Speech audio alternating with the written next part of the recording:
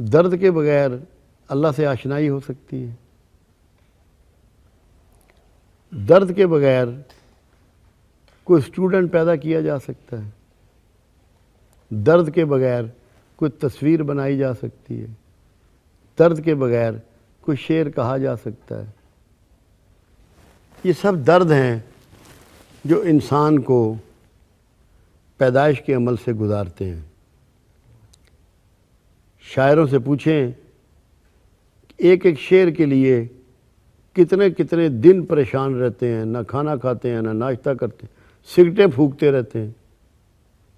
مصور سے پوچھیں کہ وہ ایک پینٹنگ بنانے کے لیے کتنے کرب سے گزرتا ہے۔ تو یہاں شمس تبریز کا یہ تھا، ایک نئے شخص کو جنم دینا روحانی طور پر درد ذیل سے زیادہ مشکل ہے۔ جب وہ پہنچے ہیں رومی تک تو وہ جو ان کا ٹریول ہے وہ اس کا تذکرہ ہے اصل میں، جو اس درد کے ساتھ ہوا ہے کہ مجھے ایک شخص کو نئے انداز سے جنم دینا ہے، دنیا میں نئے علم روشناس کرانے ہیں، نئی جہتیں دینی ہیں، زمانے کو سکھانا ہے، اس بندے کو میں نے تیار کرنا ہے۔ یہ جو لوگ پکے راگ سے وابستہ ہوتے ہیں، کبھی آپ نے دیکھا کہ یہ کتنا ریاض کرتے ہیں؟ ان کی انگلیاں یہاں سے زخمی ہو جاتی ہیں، کٹ جاتی ہیں اس پہ پھیرتے ہوئے، راتوں کو سوتے نہیں ہیں، کئی کئی دن دیوانے ہو جاتے ہیں۔ اگر وہ درد اندر نہ سموئے تو کوئی چیز بھی آپ دنیا میں نئی کریٹ نہیں کر سکتے۔ یہ ایک بنیادی اصول یاد رکھیے۔ تو یہاں شمس تبریز یہ بتانا چاہتے ہیں کہ میں ایک نئے شخص کو پیدا کر رہا ہوں، بنا رہا ہوں، جلال الدین رومی کو۔ جلال الدین رومی ایک بہت بڑے عالم دین، بہت بڑے مقرر، اور ترکی میں ان سے بڑا کوئی عالم دین نہیں تھا، مگر ایک نئی جہت سے روشناس کرانا، نیا علم دینا، یہ ایسے ہی ہے درد ذیل سے گزرنا۔ یعنی کہ جب تک کہ آپ کے اندر اس درجے کا جذبہ قربانی نہ ہوگا کہ بھلے میں اپنی جان سے گزر جاؤں مگر یہ کام میں نے کرنا ہے، انسانیت کے لیے، مستقبل کے لیے کرنا ہے۔ اور شمس نے اس کو ثابت کیا کہ ان کی ٹریننگ کے دوران ہی وہ اپنی جان سے گزر گئے۔ جلال الدین رومی کی ٹریننگ کے دوران ہی اپنی جان سے گزر گئے، سارے زمانے کو انہوں نے اپنا دشمن بنا لیا۔ درد ذیل میں تو ایک نہیں تو 2 گھنٹے کی تکلیف ہوتی ہے بچے کو جنم دینے میں، مگر یہاں تو بات بہت لمبے عرصے پر محیط تھی، کئی سالوں کی بات تھی، روز کی بات تھی، روز مرنا، روز جینا، روز بے چین ہونا، بے سکون ہونا، نیند کو تیاگ دیا، بھوک کو تیاگ دیا، آرام کو تیاگ دیا، کہ ایک روحانی بندے کو تخلیق دینا ہے۔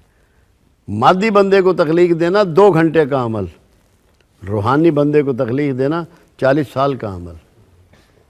وہ مسلسل کرب ہے، وہ مسلسل درد ہے، وہ درد ذیل سے بہت آگے کی چیز ہے۔ یہ سمجھایا جا رہا ہے۔ اور یہ کیسے ممکن ہے؟ یہ تب ممکن ہے کہ درد آپ کے اندر سمویا ہوا ہو۔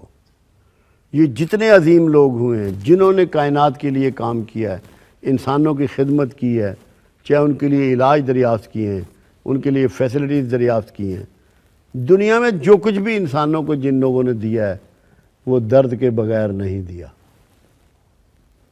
انسانوں کا درد ہوا ہے۔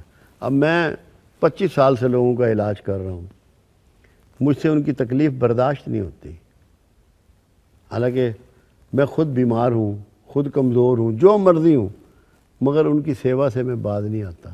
اگر مجھے ان کی محبت اور درد نہ ہو میں کاہے کو یہ کام کروں؟ بہت تھوڑے لوگ ہیں جو درد اور محبت کی وجہ سے دنیا میں کام کرتے ہیں، اور یہی عظیم لوگ تھے جنہوں نے یہ کام سر انجام دیے ہیں۔ ورنہ لوگ تو چند سکوں کے لیے کام کرتے ہیں، تھوڑے سے سکوں کے لیے،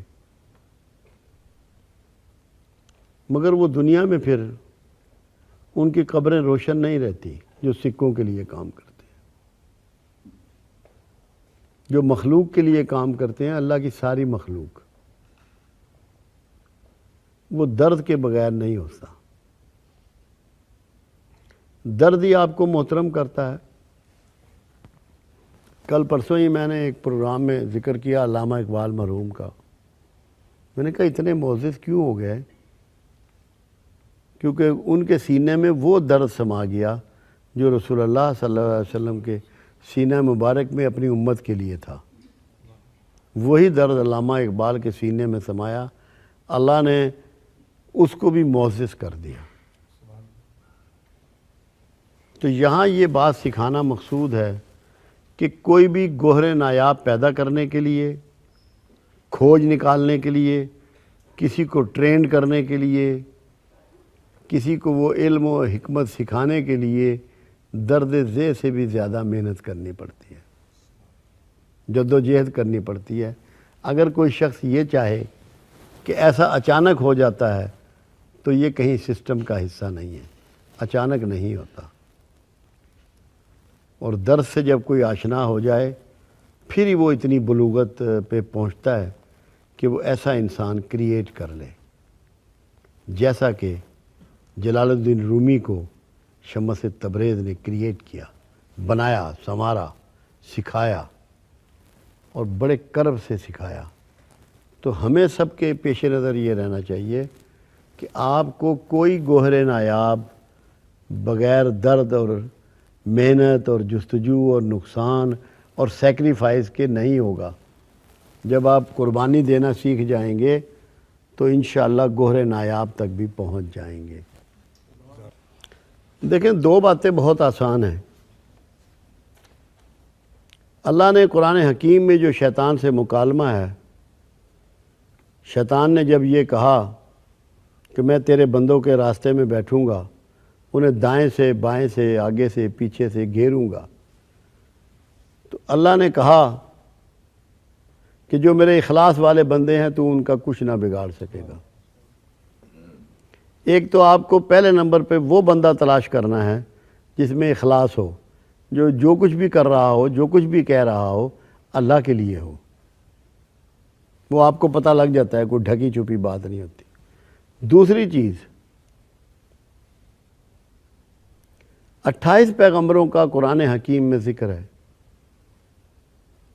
ایک بات ان سب سے اللہ نے کہلوائی قرآن حکیم میں لوگوں کو کہ مجھے تم سے کچھ نہیں چاہیے۔